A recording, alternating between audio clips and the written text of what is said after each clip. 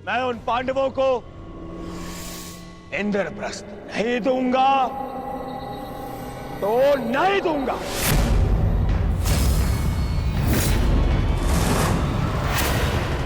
उचित है दुर्योधन, तुम इंद्रप्रस्थ रख सकते हो,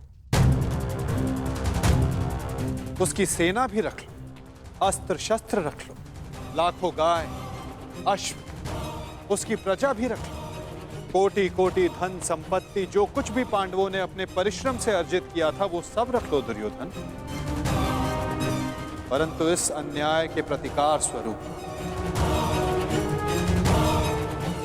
केवल एक कार्य कर दो।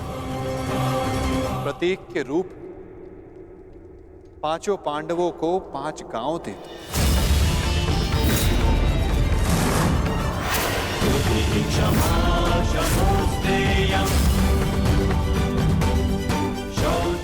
इतना तो दे ही सकते हो दुर्योधन। 5 पांडव वहां सुख से निवास करें और कुछ नहीं चाहेंगे। इस युद्ध को टालने के लिए केवल 5 गांव देना स्वीकार है तुम्हें?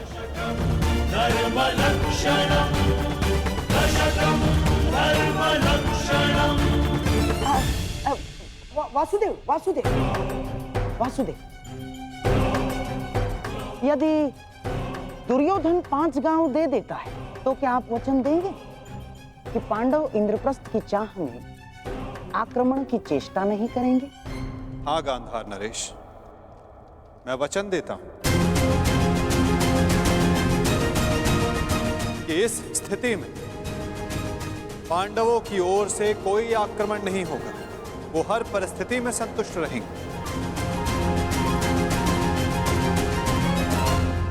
हाँ कह दो दुर्योधन, इससे अच्छा प्रस्ताव कोई नहीं होगा। महाराज, मैं आपसे विनती करता हूं कि यही अवसर है, अंतिम अवसर। आप इस प्रस्ताव को स्वीकार करके इसको यहीं रोक दीजिए। साक्षी का कहना उचित है पुत्र, हाँ कर दो, इसी में सबका हित है। मित्र, मैंने सदा इस युद्ध का पक्ष लिया है। मैंने सदा अर्जुन से अपना अधूरा द्वंद्व पूर्ण करना चाहा।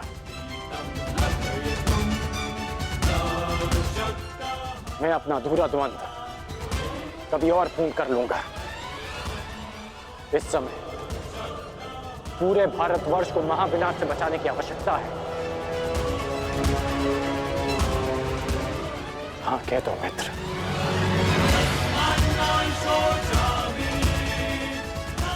तुमने तो एक अनजान का मान रखने के लिए उसे अंगराज बना दिया,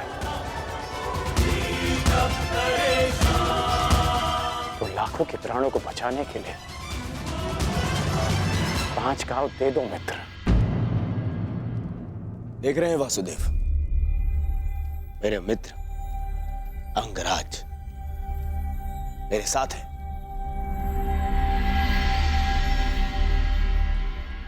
और आपको तो अच्छे से ज्ञात है कि कर्ण को अंगराज मैंने बनाया।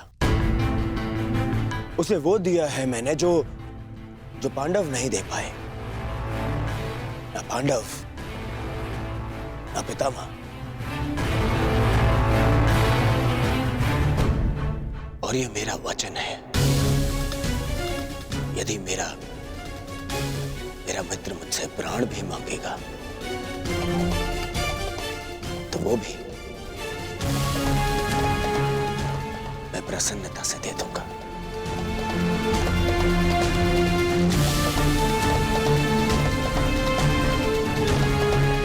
परंतु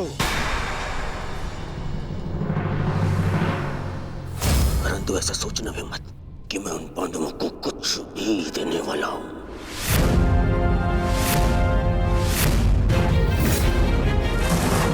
पता है, बचपन से मुझे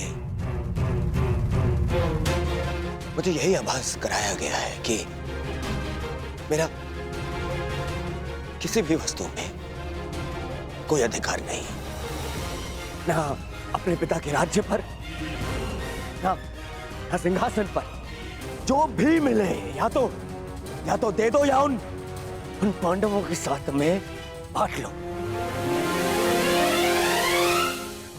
और तुम अधिकार की बात करते हो वासुदेव, तो बताओ मुझे, मेरा अधिकार उन पांडवों ने मुझे कब दिया?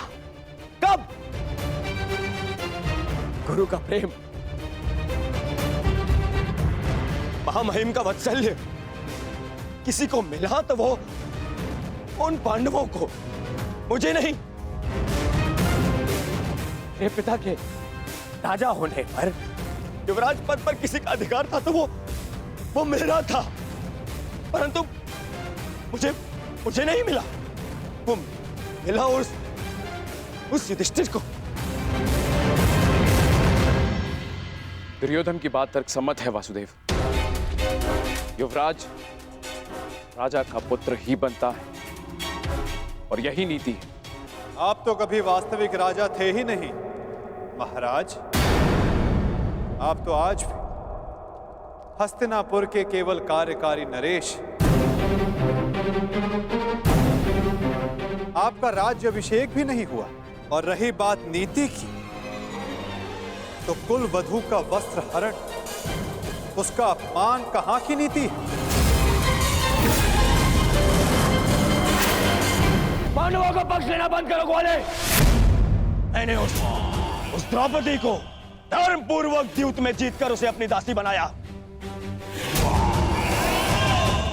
उसका वस्त्र हरण करना मेरा अधिकार था,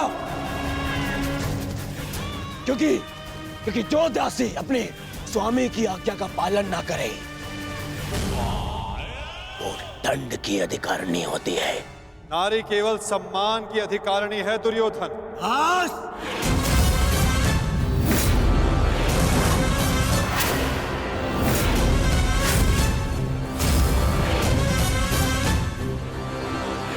दूत बनकर आए हो, अपना संदेश दे चुके हो। अब मेरा निर्णय सुनो। मैं उन पांडवों को 5 गांव तो क्या, एक सुई की नोक बराबर धरा भी नहीं दूंगा।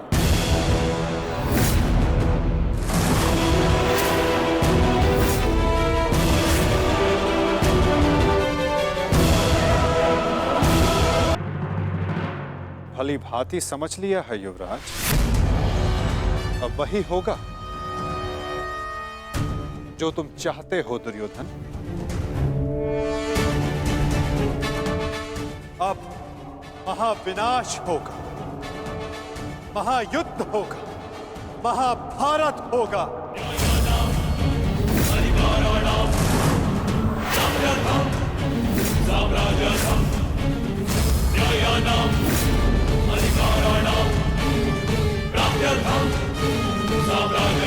प्रणिपात।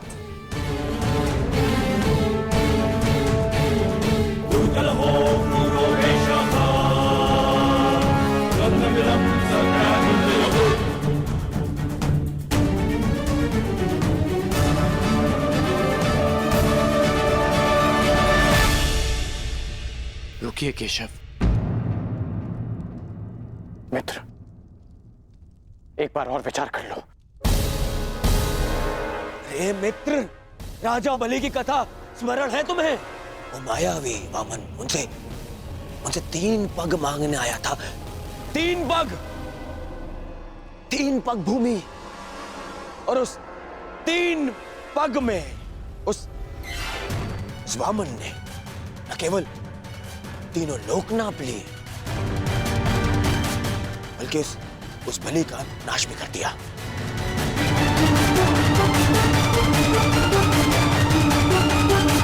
अरे इस छलिया को 5 गांव दे दूंगा तो ये हस्तिनापुर का अस्तित्व ही मिटा देगा।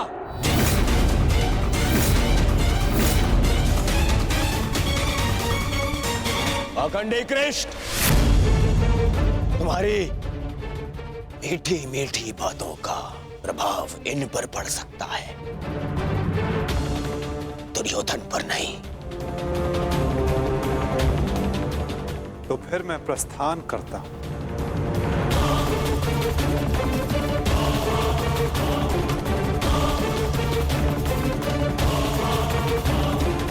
रुको दूत।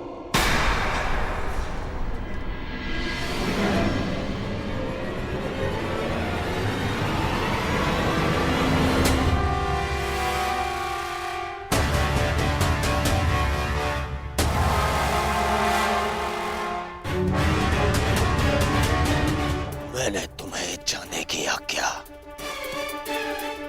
नहीं दी है अभी।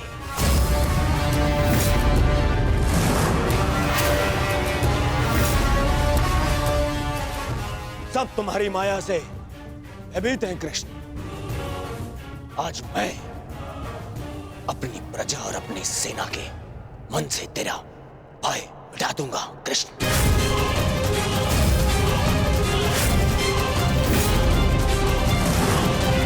तुम हस्तिनापुर से बाहर नहीं जाओगे।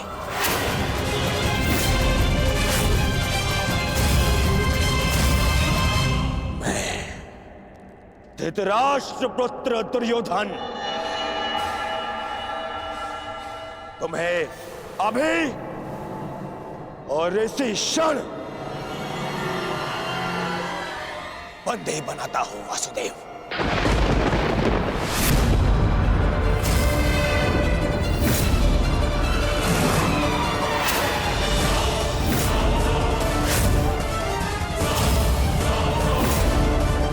सैनिकों, बंदी बनाओ इस छलिए को।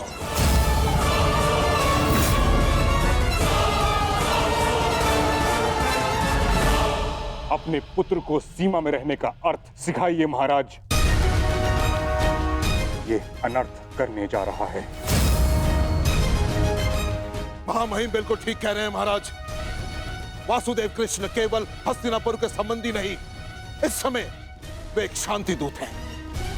और इस बात का स्मरण रहे महाराज, एक शांति दूत के साथ इस तरह का व्यवहार उचित नहीं है। आचार्य ठीक कह रहे हैं पुत्र। ऐसा अनर्थ मत करो। रावण ने भी यही मूर्खता की थी। उसने भी दूत का अपमान किया था और उसकी सोने की लंका जलकर भस्म हो गई।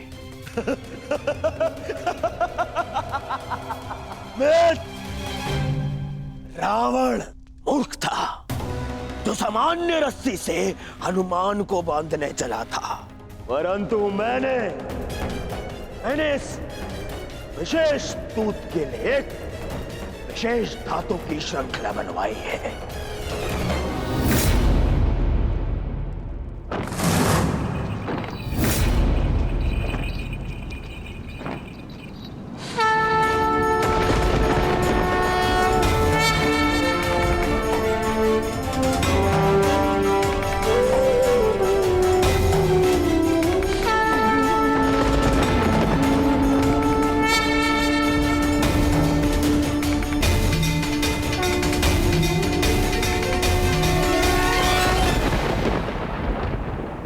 कुछ नहीं कहेगा।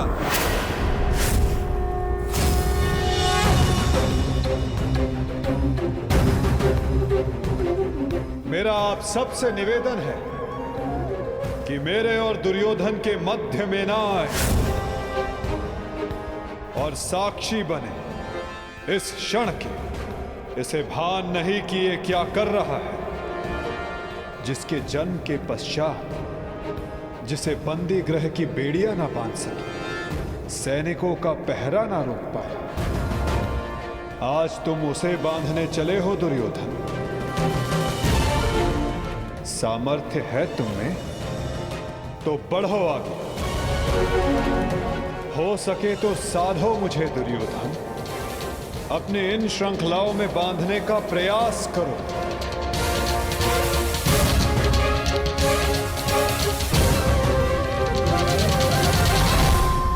हो सके तो साधो मुझे दुर्योधन। अपने इन श्रृंखलाओं में बांधने का प्रयास करो।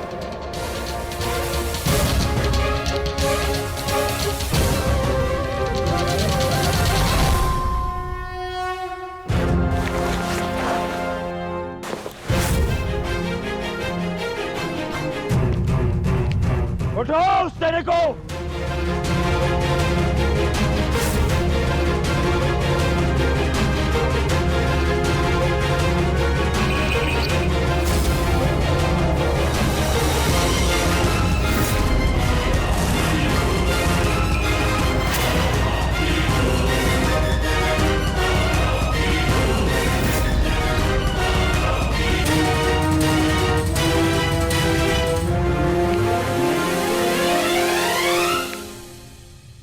लगता है कि ये धातु श्रृंखला मुझे बांधने के लिए पर्याप्त है दुर्योधन।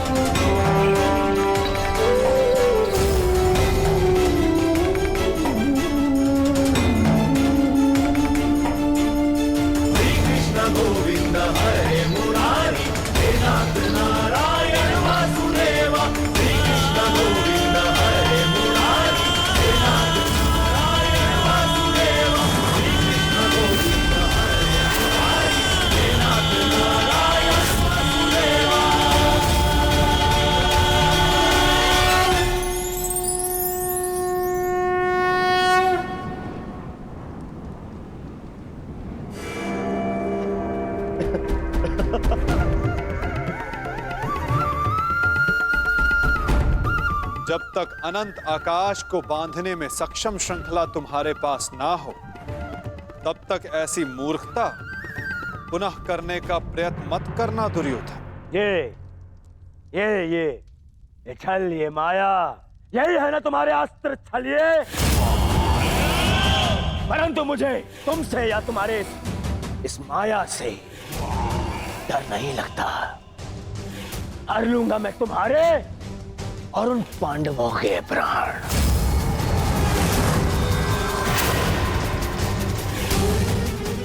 स्मरण रखना कि इस महायुद्ध में अंत करेगा तुम्हारा और उन पांडवों का यह दुर्योधन।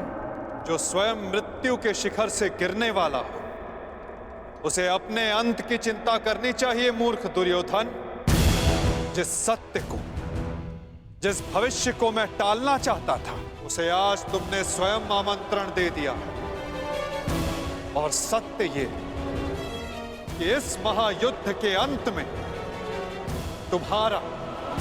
तुम्हारे पापों और तुम्हारे पाप में भागीदार रहे प्रत्येक का अंत होगा। ये युद्ध अंत होगा।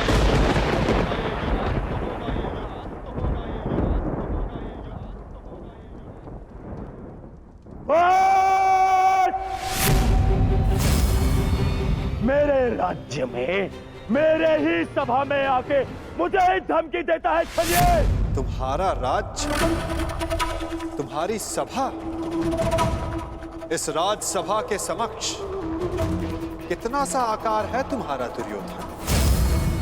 और हस्तिनापुर के समक्ष कितनी सी है ये सभा। और इस पृथ्वी के सामने कितना सा है हस्तिनापुर। और इस ब्रह्मांड में क्या स्थान रखती है ये पृथ्वी। यदि मनुष्य का अभिमान और दम उसके आकार से अधिक बड़ा हो जाए, तो वही मनुष्य को स्वयं अपने बोझ से मार डालता है। और तुम्हारे अंत का कारण भी यही अभिमान होगा दुर्योधन। और तुम्हारा अंत भी तुम्हारे इसी अभिमान से होगा दुर्योधन।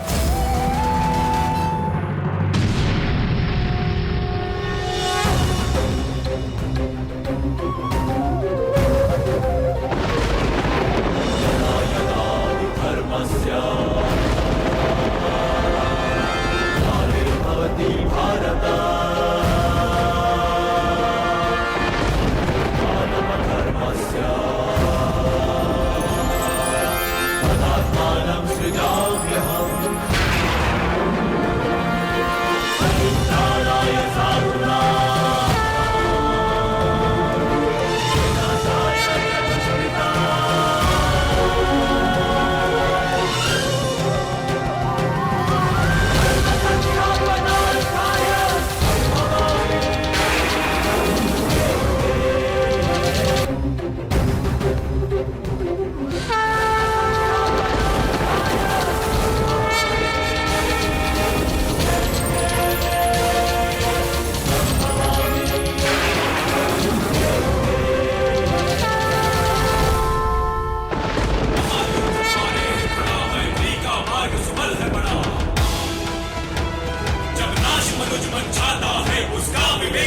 जाता है, मृत्यु मित्य करवाने को वो स्वयं नाश बुलवाता है।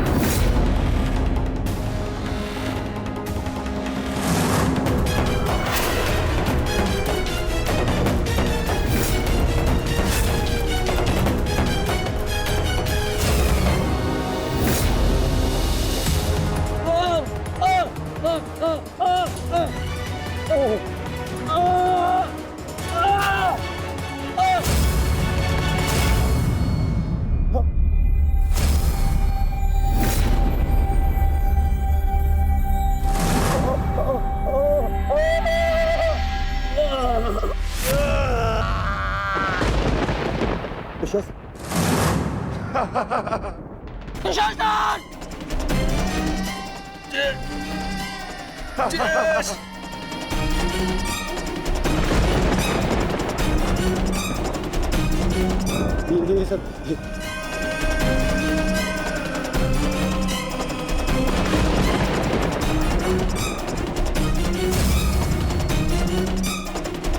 पितामह मेरे होने वाले मामा श्री क्या हो रहा है? मैं कहाँ हूँ?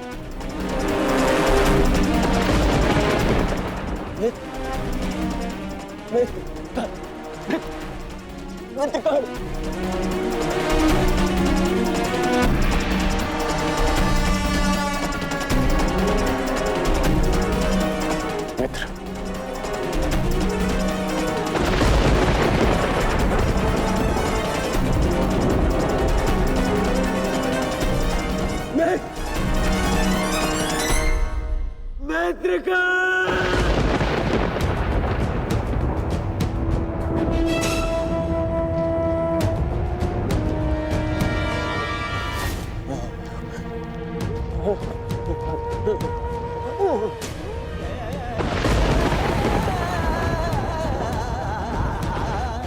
असंभव है ये, असंभव है ये। इसे तुमने ही तो संभव बनाया है दुर्योधन।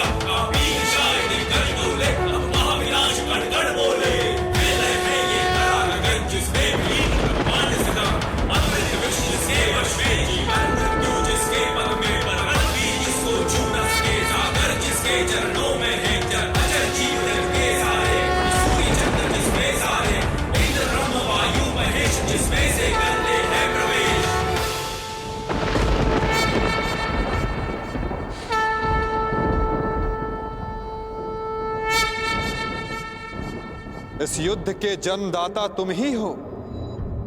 ध्यान से देखो इसे, ये कुरुक्षेत्र है। ये तुम्हारे अहंकार का परिणाम है दुर्योधन। तुम्हारे छल का निष्कर्ष है ये तुम्हारे मद का, तुम्हारे कर्मों का फल है दुर्योधन। ये उस पाप का परिणाम है दुर्योधन जो भरी सभा में याज्ञसेनी के साथ हुआ।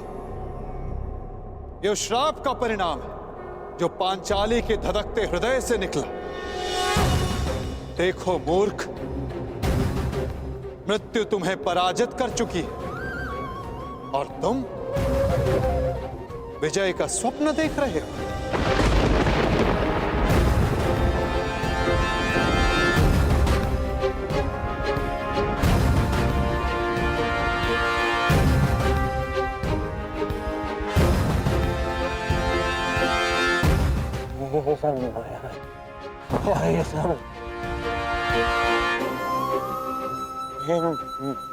माया है।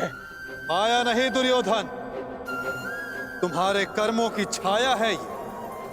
यही तुम्हारा भविष्य है, यही तुम्हारा प्रारब्ध, यही अंत है कुरुवंश का। युद्ध की चाह थी ना तुम्हें, महाविनाश देखने की इच्छा थी तुम्हें। ठीक है, युद्ध मिलेगा तुम्हें, महाविनाश देखोगे तुम। तुमसे पहले भी बहुत अहंकारी आए और उनका भी अंत मैंने इसी प्रकार किया। मनुष्य क्या, मैं तो सौर मंडल का सृजन और विनाश करता हूं। देखना चाहोगे तो देखो।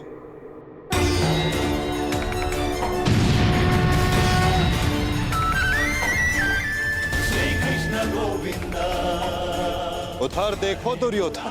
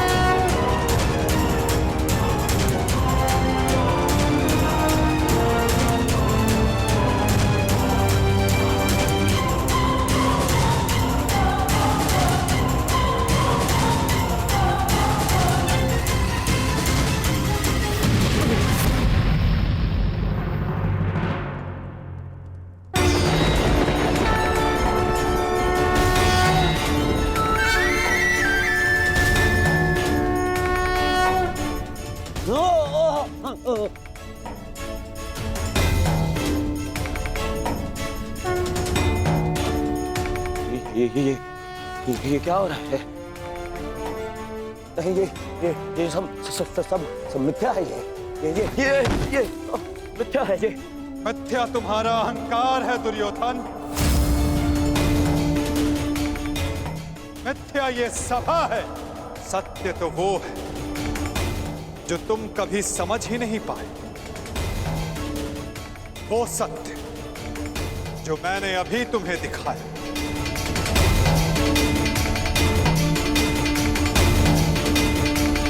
सत्य केवल मैं हूं दुर्योधन, शेष सब मिथ्या। ये सब माया है। तुम साधारण मनुष्य हो और कुछ नहीं हो। आश्चर्य है, परंतु इसमें तुम्हारा क्या दोष? जब मनुष्य में अहंकार तो वो सत्य केवल आकार से पहचानता है। तो आकार देखो दुर्योधन।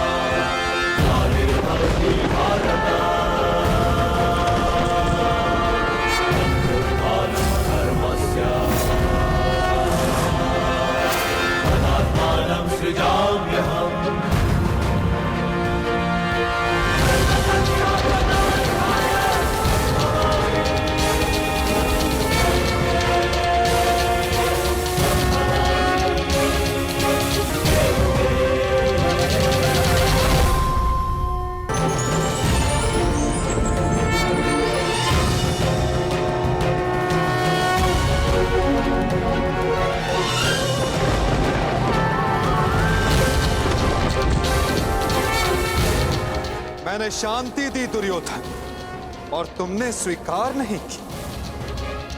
मैंने मैत्री दी, परंतु अपने अहंकार के आगे तुम्हें मैत्री का मूल्य समझ नहीं आया।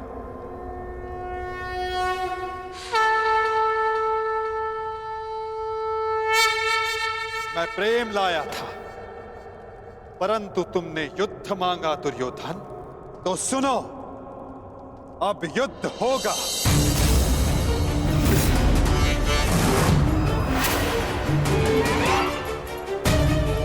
मैं जीवन का संदेश लाया था, तुमने मृत्यु का विकल्प चुना। तो मैं मृत्यु दूंगा।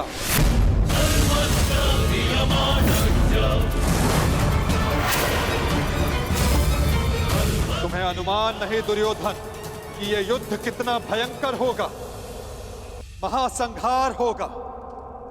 पापियों के प्रत्येक भागीदार का अंत होगा ये महाभारत।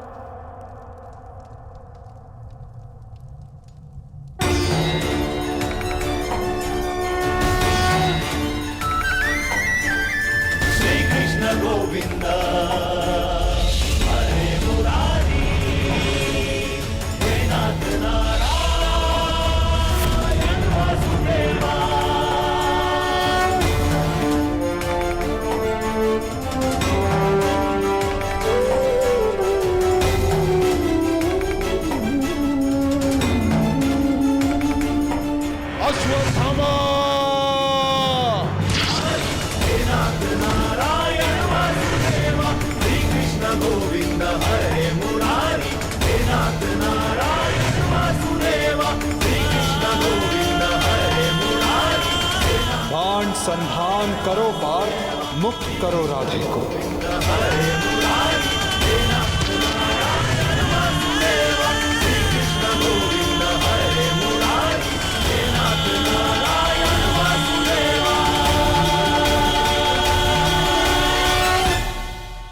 सभा में इतनी शांति क्यों है? कोई बताएगा मुझे आखिर हो क्या रहा है? सत्य देखने के लिए तन की दृष्टि की नहीं, मन की दृष्टि की आवश्यकता होती है धृतराष्ट्र। नियति ने तुम्हें दृष्टि नहीं, परंतु आज इस क्षण के लिए मैं तुम्हें दृष्टि देता हूं। कदाचित तन की दृष्टि से देखकर तुम मन की दृष्टि का सत्य समझ पाओ धृतराष्ट्र।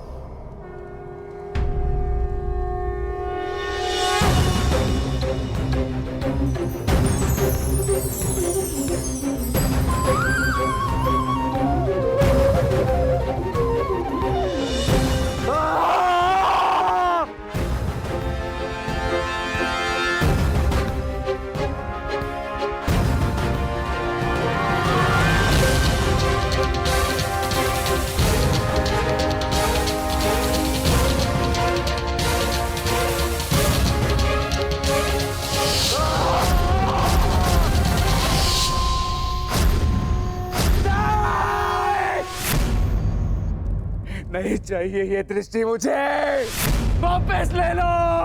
ये क्या अनर्थ दिखा दिया मुझे? वासुदेव, ले लो, वापस ले लो।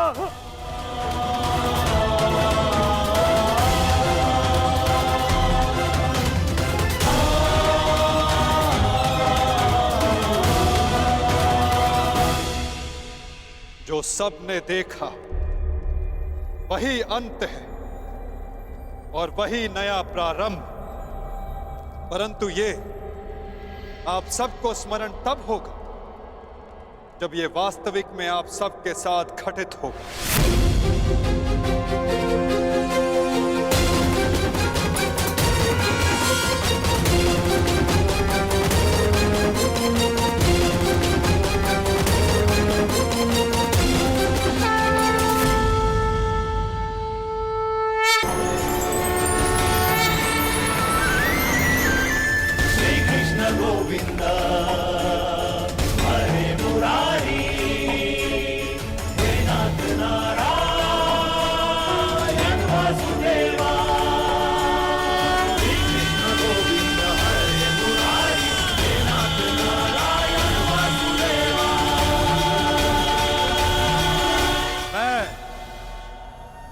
वासुदेव इस महायुद्ध, इस महाभारत की घोषणा करता हूं।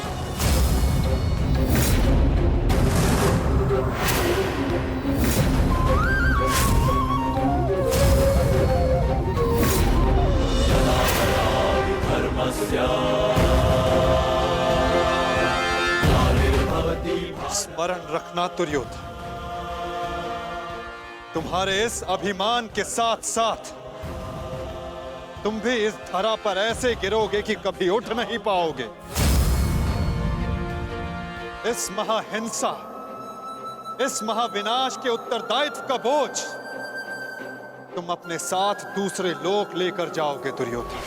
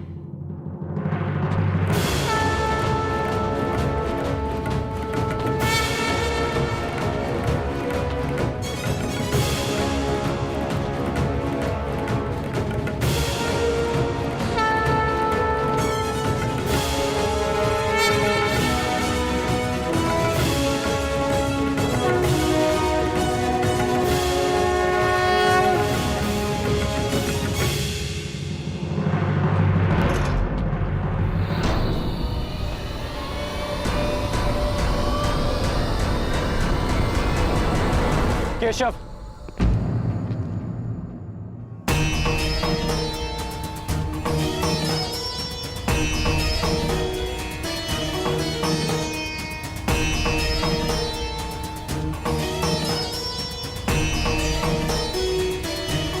मुझे सदा से भान था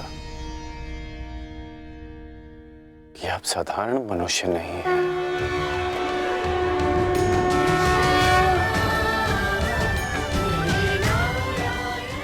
परंतु आज जो मैंने देखा,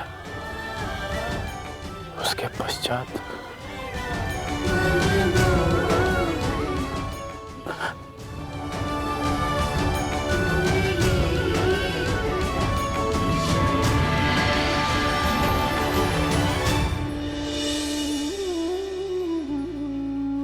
मेरे साथ आओ मित्र। ये स्थान अब वार्ता करने के लिए उचित नहीं रहा। यहां शब्दों का कोई मोल नहीं। यहां शब्द केवल सुने जाते, समझे नहीं जाते। आओ मेरे साथ।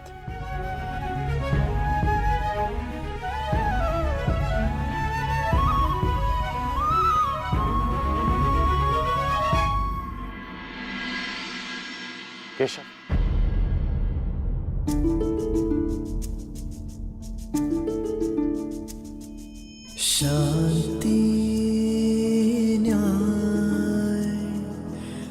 एक बार आप मेरे सारथी बने थे,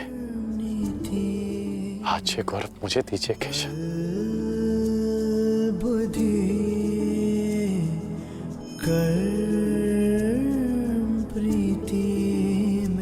तुम्हें सारथी के रूप में पाकर गौरवान्वित तो मैं हो जाऊंगा मित्र।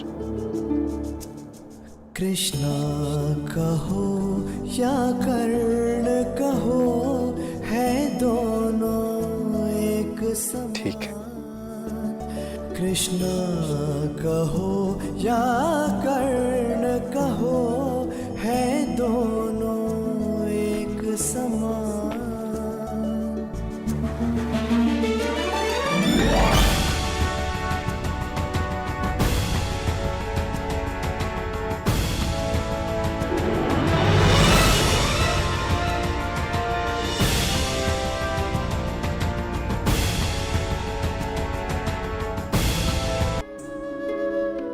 कि क्या है मेरे मन में?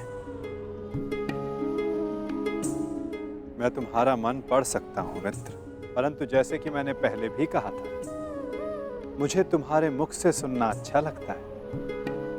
अब कह भी दो मित्र, क्या है तुम्हारे मन में? इस समय जो मेरे मन में चल रहा है वो ये है कि आपने मुझे पांडवों के पक्ष में आने का प्रस्ताव दिया था। हाँ, और तुमने उस प्रस्ताव को अस्वीकार कर दिया था। हाँ, परंतु मैंने कभी नहीं सोचा था कि मेरा ये निर्णय मुझे आपके विपक्ष में खड़ा कर देगा केशव। आपको तो युद्ध का परिणाम पता है ना केशव। किसी अनहोनी के होने से पहले उसका ज्ञात हो जाना, क्या वो आपको पीड़ा नहीं देता केशव? मनुष्य संतोष से इसलिए जीता है क्योंकि वो नहीं जानता कि अगले पल क्या होने वाला है। वो नहीं जानता कि वो जीवित रहेगा या वो मर जाएगा। परंतु यदि उसे ज्ञात हो जाए कि अगले पल क्या होगा या वो कब मर जाएगा, तो आपको नहीं लगता कि उसके आने वाले पल भय और चिंता में बीतेंगे?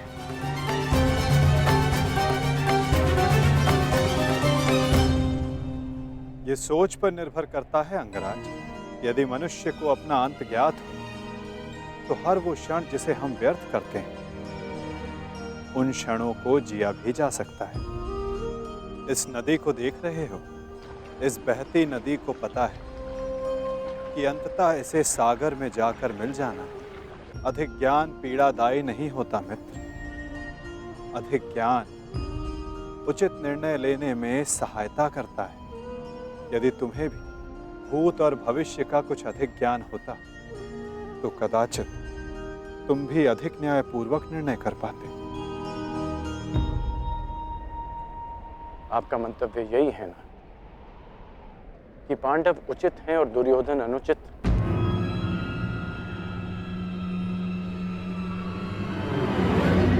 क्षमा कीजिएगा, परंतु मैं आपकी इस बात से सहमत नहीं हूं।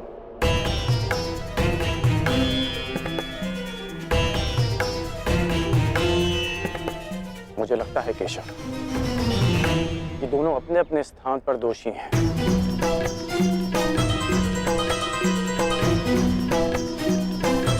और इसी कारण से दोनों अपनी अपनी दृष्टि में निर्दोष और सही हैं। यदि दोनों ही दोषी हैं, तो तुम निष्पक्ष क्यों नहीं हो जाते मित्र? क्योंकि मुझे लगता है कि दुर्योधन युधिष्ठिर से कहीं अधिक सक्षम शासक सिद्ध होगा। इतने अधर्म करने के पश्चात भी? हाँ, क्योंकि वो युधिष्ठिर की भांति धर्मराज होने का ढोंग नहीं करता। आप ही बताइए केशव कि जिसने स्वयं की पत्नी को दांव पर लगा दिया हो, जिसने द्यूत के कुचक्र से निकलकर स्वयं को द्यूत में फिर से फंसा लिया हो, वो कैसा धर्मराज?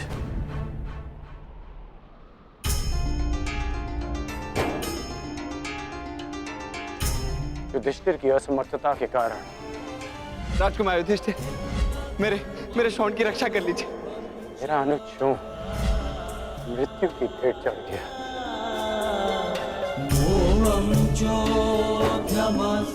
जब मुझे सूतपुत्र कहकर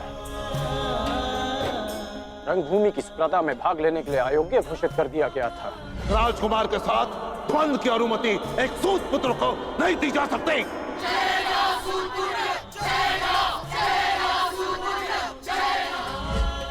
तब भी धर्मराज का धर्म मौन था। ऐसे में दुर्योधन ने मेरा हाथ थामा, जिसे आप अधर्मी कहते हैं। आज मैं अंगराज हूं, परिवर्तन के लिए खड़ा हूं,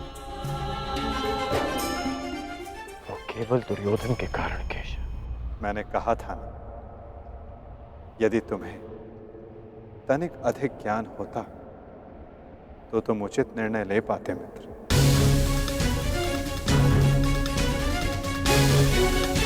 मैं समझा नहीं। तुम सदा स्वयं को सूतपुत्र समझते आए होकर, और यदि तुम्हारा ये ज्ञान मिथ्या हुआ तो?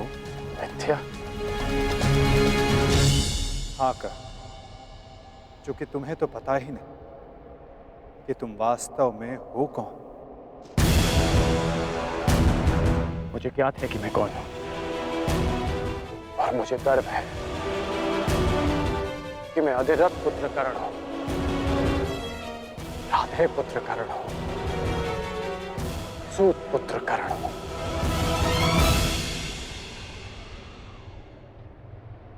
तुम राधे नहीं हो अंगराज, तुम अधिरथ पुत्र नहीं, तुम सूत पुत्र नहीं।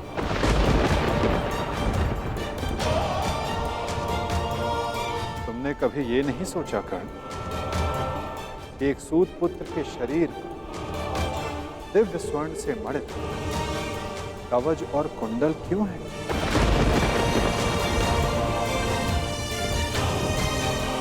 तुम्हारे मन में यह प्रश्न कभी नहीं उठा कि एक साधारण से सारथी के पुत्र के पास ये कवच और कुंडल क्यों है?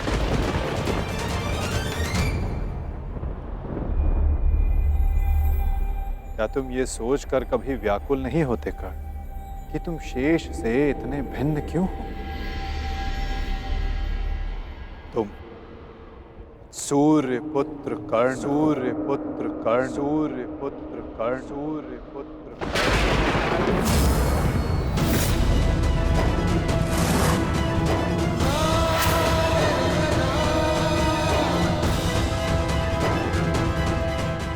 स्वयं सूर्य नारायण के अंश हो तुम कर्ण।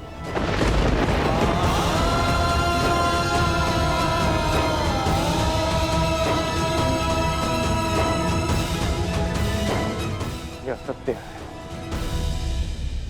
मेरे पिता अधिरथ हैं और मेरी माता राधा। सत्य से भागो मत कर्ण, और सत्य यही है कि अधिरथ तुम्हारे पालक पिता हैं। तुम उन्हें गंगा किनारे मिले थे, कभी सोचा नहीं कि क्यों सूर्य का तेज तुम्हारे मुखमंडल पर रहता है? कभी अनुभव नहीं किया मित्र कि क्यों सूर्य का ताप तुम्हारे शरीर पर स्निग्धता का अनुभव कराता है? तब भी समझ नहीं आया तुम्हें जब दिग्विजय करते समय पांचाल युद्ध में क्यों शत्रु पक्ष पर सूर्य देव का ताप बरस रहा था? चूंकि तुम अधिरथ पुत्र नहीं, तुम सूर्य देव का आशीर्वाद हो कर्ण।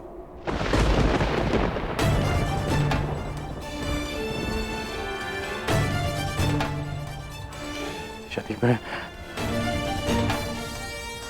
पिताश्री को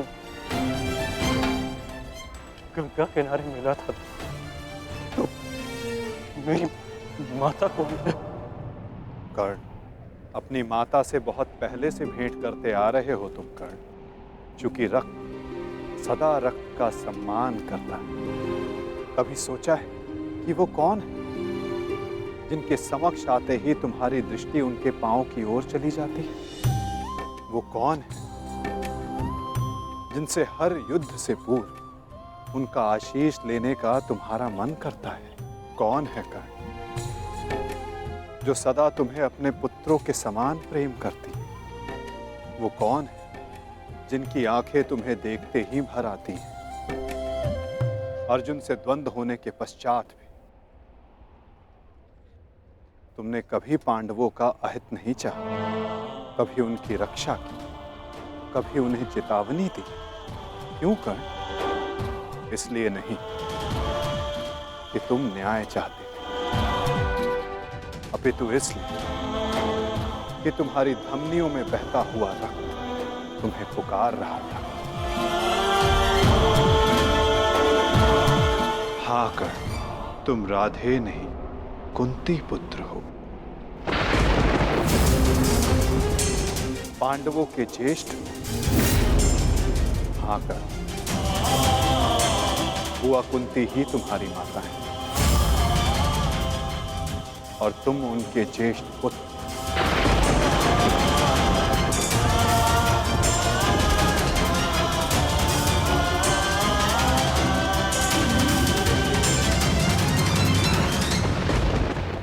ये सत्य नहीं है। कह दीजिए केशव कि यह सत्य है। आप चाहते हैं ना कि मैं पांडवों के पक्ष में हो जाऊं, अपने मित्र का साथ छोड़ दूं, इसलिए आप मेरे साथ छल कर रहे हैं। हाँ, आप छल कर रहे हैं मेरे साथ। यदि मेरा कथन तुम्हें छल लगता है मित्र, तो जाओ स्वयं उनसे जाकर पूछो जिनके नाम से तुम संसार को अपना परिचय देते। भद्र अधिरथ और देवी राधा से जाकर पूछ लो।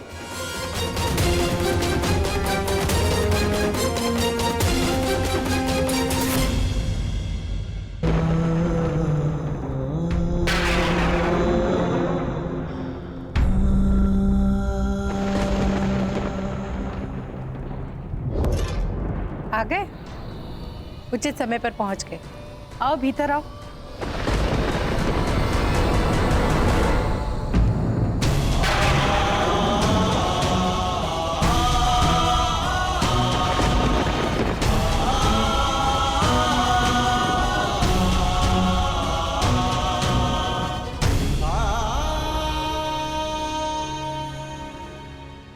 क्या हुआ पुत्र?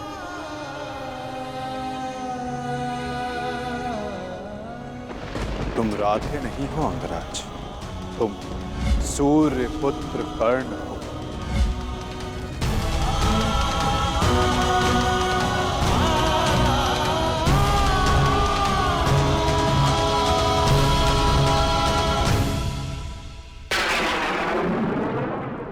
एक बार फिर से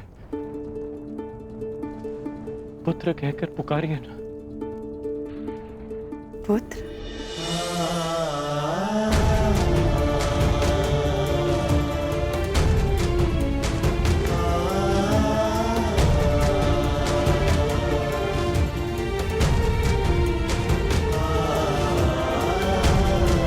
क्या हुआ पुत्र? तुम इतने व्यथित क्यों हो? क्या हुआ? मैं व्यथित था अपने ही माता। मैं समझ गया कि ये वासुदेव का खेल है।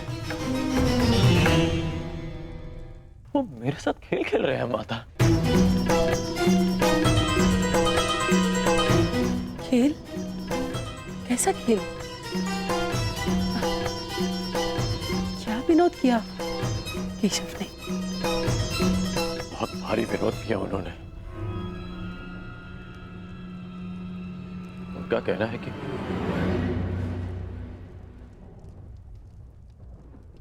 आप दोनों मेरे पालक माता पिता हैं।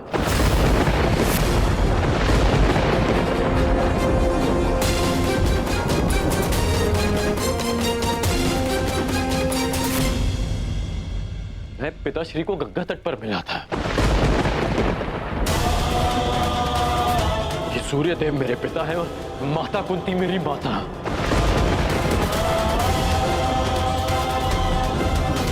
परंतु मुझे विश्वास है कि यह सत्य है।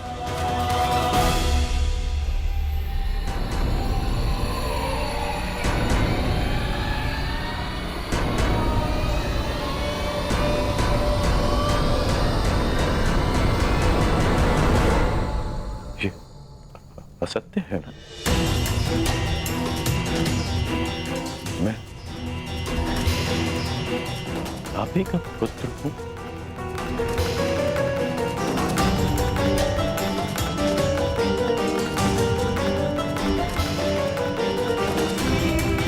मैं आप ही का पुत्र हूं ना?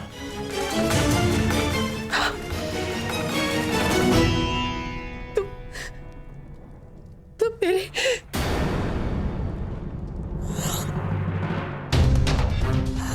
क्या हुआ माता?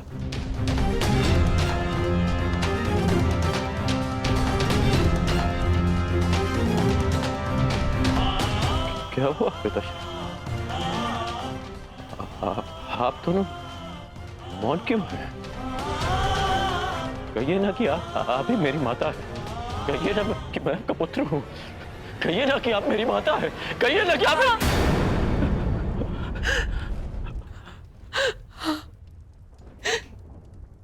मैं तुम्हारी माता हूं।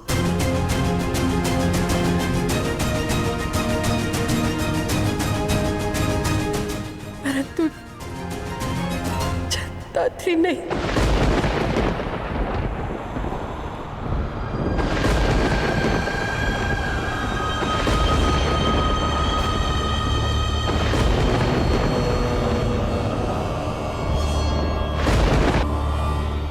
मैंने तुम्हें जन्म नहीं दिया।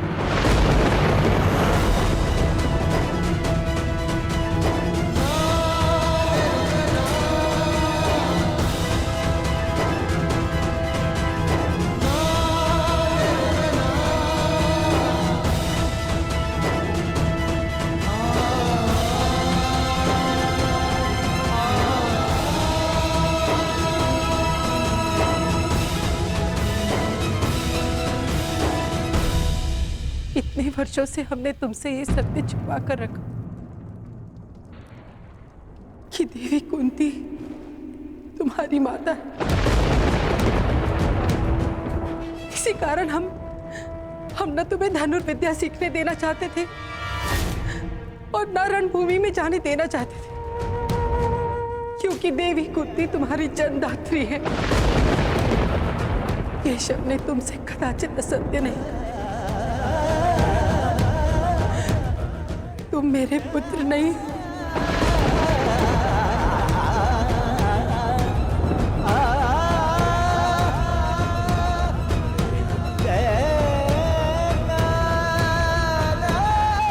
मैं तुम्हारी माता नहीं हूँ।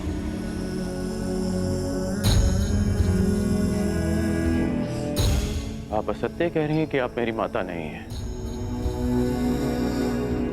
यदि ऐसा होता तो क्यों बचपन में जब मुझे भूख लगती थी तब आपको स्वयं ज्ञात हो जाता था। जब मुझे निद्रा आती थी तो कौन मुझे अपनी गोद में सुलाता था?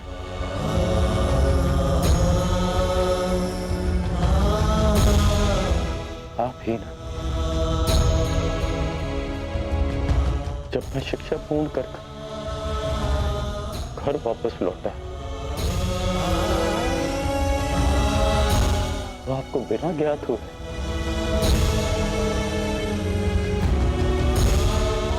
कैसे पता चल गया कि मैं आ गया और आपने अधिक भोजन बनाया?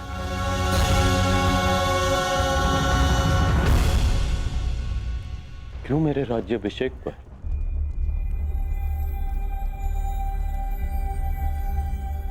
पिताश्री के शपथ देने के पश्चात भी आप मुझे छुप कर देखने आई थी? जब मैं अंग जा रहा था तब क्यों मुझे परिवर्तन का आशीष दिया?